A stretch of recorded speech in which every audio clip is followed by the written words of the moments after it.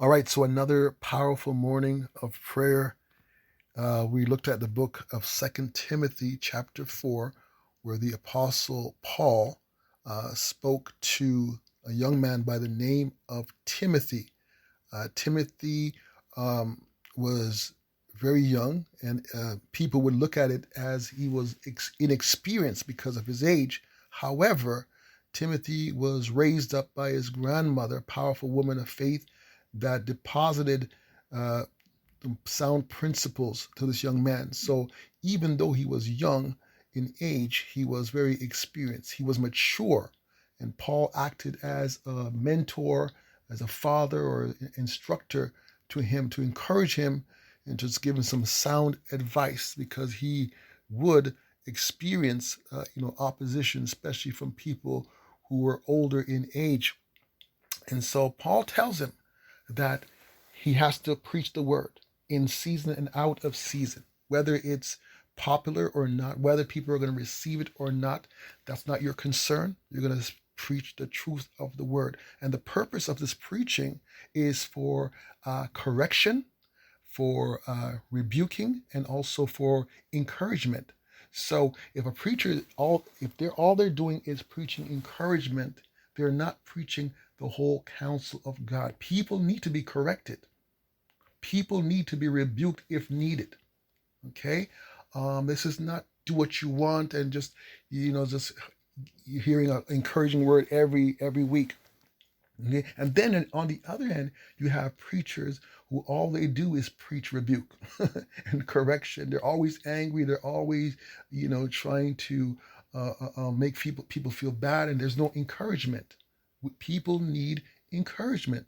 All right, and so Paul tells him also that there's a time that's coming that men or people, mankind will not endure or hold on to sound doctrine or sound teaching. They're not going to want to hear the truth. They want to hear things that are politically correct. They want to hear things that are convenient or satisfying or gratifying to their flesh to make them feel good.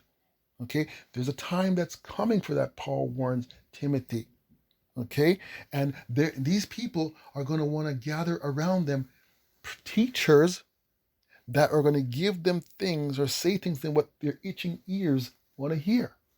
Things so they're gonna move away from preachers and teachers that are giving them the truth because sometimes the truth is offensive. Sometimes the truth hurts.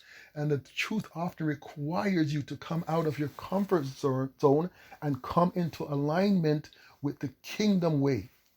Right? But the flesh desires the political correctness it desires to fit in with society and not take a stand.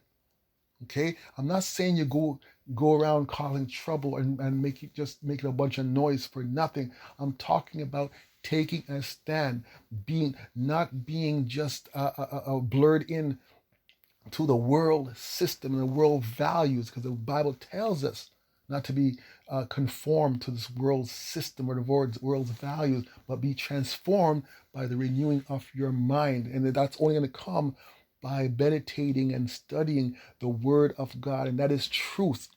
And sometimes it's going to challenge you. In fact, it always challenges you. Okay?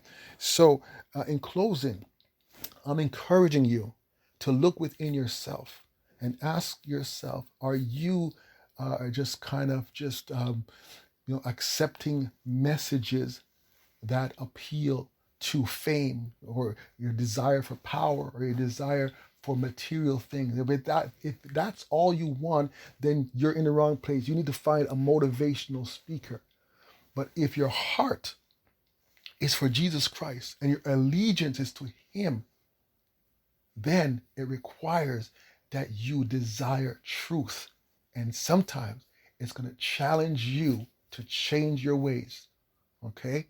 Anyhow, thank you for listening, and we'll see you another time. Take care.